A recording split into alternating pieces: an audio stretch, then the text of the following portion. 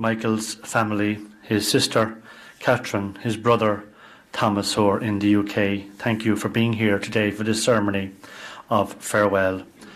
Our service is being live streamed this afternoon, so I want to welcome those others who are joining us online from both near or far, and especially Michael's family in the UK. I mentioned Catherine, Thomas and Diane, and all his other friends from both near and far. So we're going to start with a little piece of music, and for all of us during this piece of classical music to kind of think of our good times we all had with Michael, or Mick as he was, Mike as is more popularly known as. So it's a lovely little classical piece. We're all very familiar with it, and we'll just gather our thoughts for these few moments.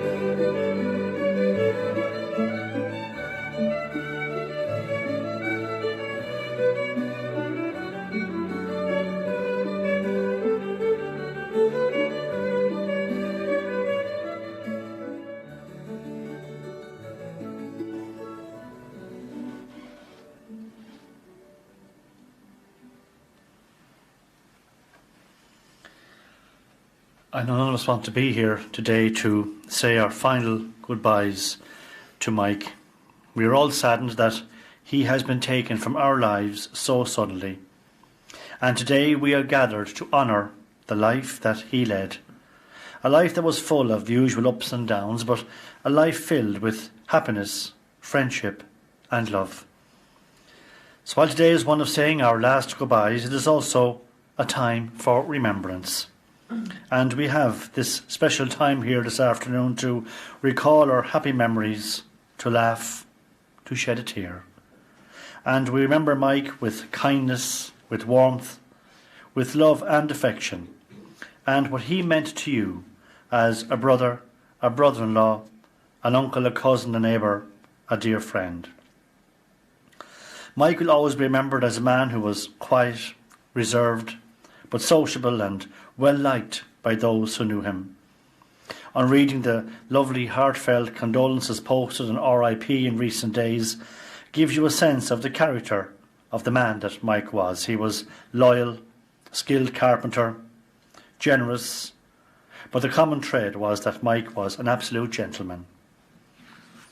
Born in Old Trafford in 1951, Mike went to school at St Alphonsus in Old Trafford, then St Mary's in Stretford. He served his apprenticeship as a carpenter and joiner in the Manchester area until 1977, when he moved to live on a boat that he and his brother Tom had bought in North Wales. And here both he and Tom continued to work as joiners. Tom married Diane in 1980, and they continued to live near Mike on the Isle of Anglesey. Mike made a big decision and moved back home here to the family farm in Ballygowan about 20 years ago to be nearer his uncles Frank and Pat and his Aunt Mary, who were siblings of his late father Sean. In the beginning, Mike lived in a mobile home, but over the years he gradually upgraded the family house and he moved in to live there. He continued to work as a carpenter up until his sudden passing last week. Mike enjoyed the slower pace of life over here. He enjoyed the many conversations and musings with the local people about football and current affairs. He was happy in his own company, enjoyed solitary pastimes like his fishing, and he was very much spoiled for choice here with, of course, all the wonderful rivers and lakes on his doorstep. He was a home bird, happy with his own routines, was a diligent worker, enjoyed the challenge of a good crossword, and never travelled except for one time when he was part of a crew which sailed a boat to Sri Lanka.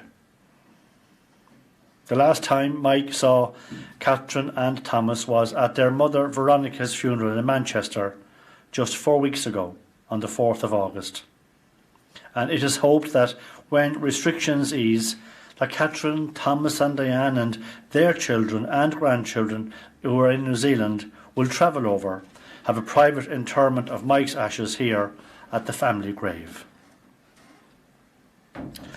Mike gently yielded to this world last Wednesday in his own home, and today we are gently reminded of how fragile life really is. Tomorrow is never promised to any of us, so live every day as a blessing, an opportunity, and leave nothing behind. So for Mike, his life's adventure has now taken him on a new journey. We all wish him well. We hope that he has found peace and a safe lodging, and he has made his contribution to making this world a better, a happier, a more beautiful place.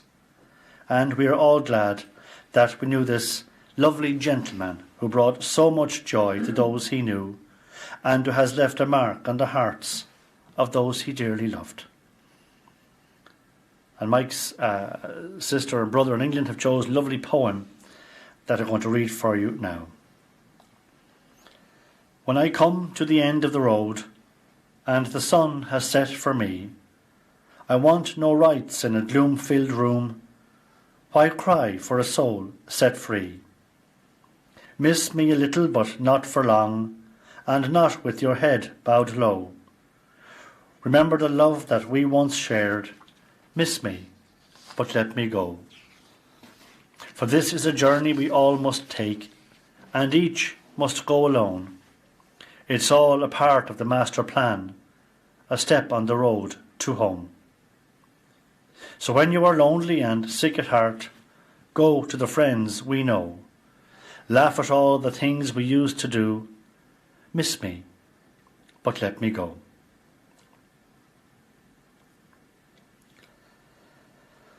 So I asked before the service Mike's cousin Michael maybe to just say a few words on behalf of the family here and maybe share a memory or so. Okay, Michael?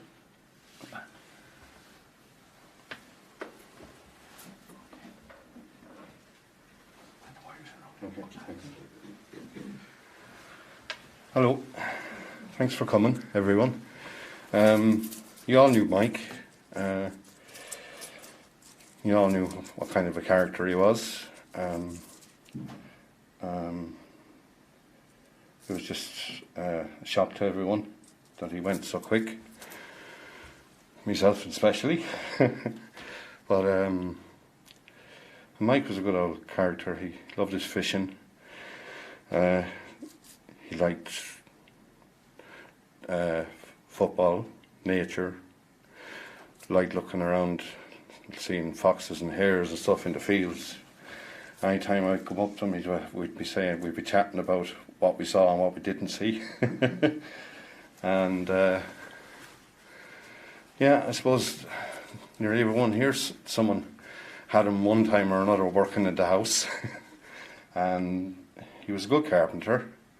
He was a perfectionist. He didn't like things out of plumb or out of whack, as a few people would probably know about here. He'd be get if something was put up on plumb or something, they'd be given out to. No, he was a good lad. Can't say much more than that, really. Nice man to talk to. He was private, inoffensive, but sociable, as this man says. He said a lot there. Thanks a million. And he was a good old sort, and he'd be missed by all of us. Thanks.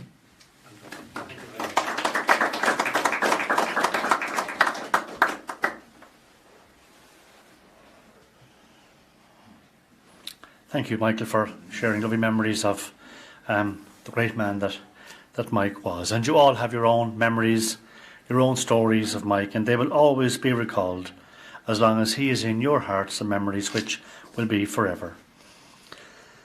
So we're now going to pause for just a little moment of quiet reflection. And we now say to Mike, we are profoundly proud of you. You have taught your family and your friends so much, and we are heartbroken to have lost you. We look forward to seeing you again when the time comes. And in the meantime, we will endeavour to be the best people we can be, as you would expect. Mike, you are resting lovingly in our hearts forever. From there, we will never let you go. And we release you now to the next part of your journey as you walk hand in hand with all those who have gone before you, lighting your way, and especially your dear mother Veronica, who went to her rest 5 weeks ago. We're going to play a little piece of music now just for this reflective moment, and you can pray privately if you wish. And it's a lovely piece of music, and we're all very familiar with it, by Finbar Fury. It's The Lonesome Boatman, and the reason we're playing that, I suppose, really is obviously Mike loved fishing, loved being out on a boat or near a river, but also when he passed away last week, there was great difficulty in finding a nice photograph of him. He's very camera shy, and the only photograph that was found was one of him in a boat at the farmhouse, time of one of the last floods, on the local newspaper. So that's why we're going to play this piece of music now. So, and as I say, you can just think of the good times you had with Mike and pray privately, if you wish.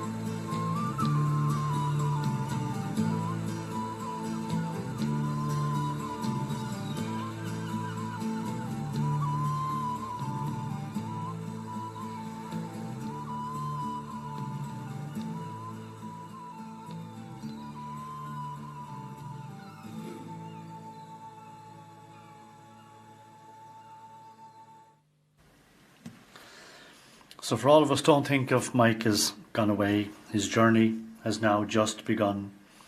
Life holds so many facets and this earth is only one. Just think of him as resting from the sorrows and the tears in a place of warmth and comfort where there are no days and years. And think how he must be wishing that we could know today how nothing but our sadness can really pass away. And think of Mike as living in the hearts of those he touched. For nothing loved is ever lost, and he was loved so much. So just before we come to our closing words this afternoon, Mike's family have asked me to thank some people on their behalf. Thank you to the Gardaí and the paramedics who attended to Michael in his own home last Wednesday for the care, sensitivities and dignity shown both to Mike and his family. And Thomas and Catherine would like to thank everyone for their sympathy, respects and kind words on the passing of their brother here today. And a special thank you to Michael and Teresa, the cousins, who have been great support in helping with the arrangements this afternoon and for attending to Michael's home last Wednesday. And thank you to the staff here at Flynn's Funeral Directors for their professionalism shown while carrying out their duties.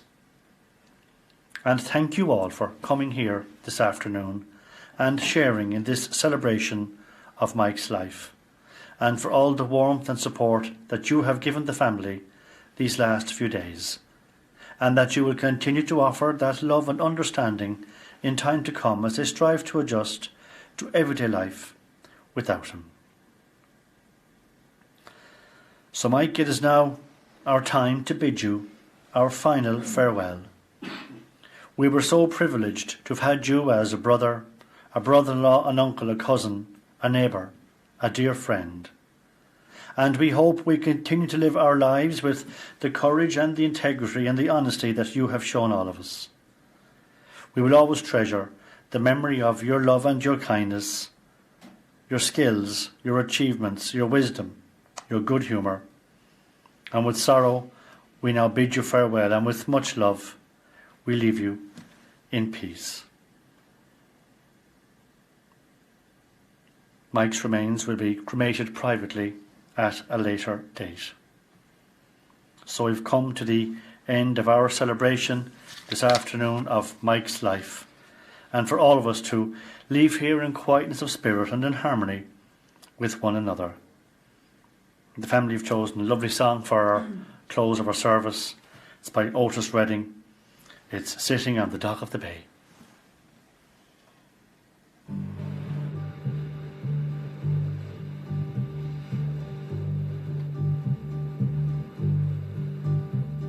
Sitting in the morning sun, I'll be sitting when the evening comes, watching the ships roll in, and then I'll watch them roll away again.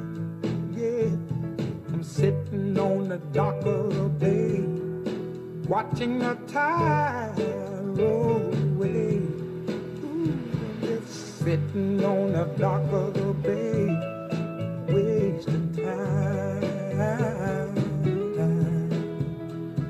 I left my home in Georgia, headed for the Frisco Bay, 'cause I've had nothing to live for, and look like nothing's gonna come my way. So I'm just gonna sit on the dock of the bay, watching the tide roll away. I'm sitting on the dock of the bay, wasting time.